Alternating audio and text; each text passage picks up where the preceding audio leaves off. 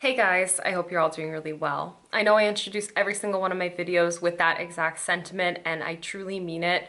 Now more than ever, I really hope that you guys understand that I hope that you are safe and healthy and happy. Right now we're in a crazy time where honestly, I hope that mentally and physically you feel capable to deal with everything that's going on at the moment. I know there's a lot of uncertainty and isolation and confusion, and I understand that that is something that's very prevalent in the minds of many of us, most of us indeed, but I really want to keep up a sense of normalcy for myself here on my channel. And in saying that, I don't want to sound insensitive by any means, but I need, for me personally, I would like to just keep things going as usual, like keep with the status quo, because some elements of my life have definitely been shifted because of what's going on right now, and I do need that consistency. I want to wish that you guys are all doing the best that you possibly can be in this time, but I also just don't want to fixate on it. So we're just going to act as though nothing crazy is going on in the real world. I really just want to hop in and just share my content with you guys as I normally would.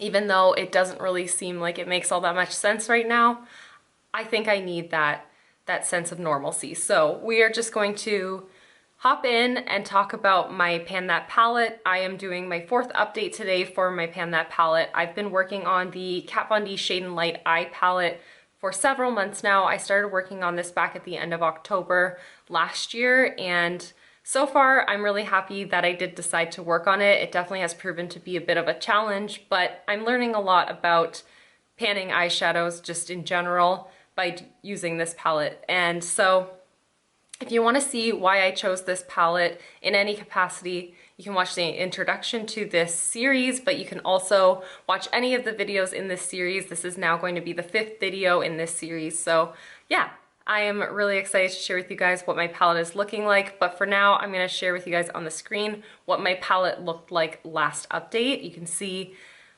I have a decent amount of progress on my palette, and so now, currently, we are looking at a palette that doesn't look all that different, okay? So this is what it looks like now for the month of March. As you can see, I have not hit any new pans. However, there are some pans that are expanding, so that's a good thing. I've been really just working on continuing to use the shadows that I actually already have pan on.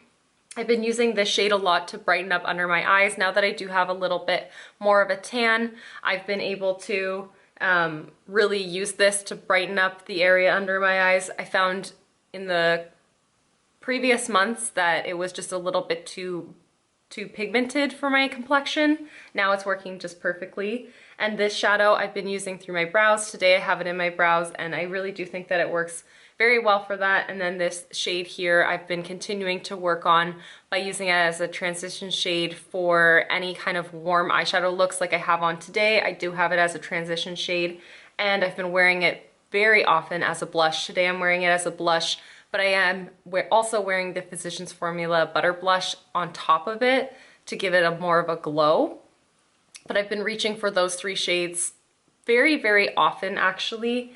And then the shadows that I have pan on down here, I've been using those to both set my eyeshadow primer, and I've kind of moved into using this white shade to set down the actual lid, and then I'll use one of these 2 shadows to actually just set from like the lid to the brow bone. So unfortunately, it doesn't look like all that much has changed in my palette, but I have been reaching for it absolutely every single day, which is good. I'm slowly making progress on it. I would definitely like to, in the coming months, hit pan on some of these deeper shadows. I know I said in my last update I am struggling with those. That's still the case. It's definitely still the case. I might end up switching from using this shadow through my brows just for a few months in order to hit pan on maybe something like this and start using that through my brows instead. we'll see. I'm gonna play around with the palette and kind of see which shadows work best for that need. I'm also really happy to report that even though my palette doesn't look all that different, I have still managed to keep up my goal of using at least 1 gram of product every month.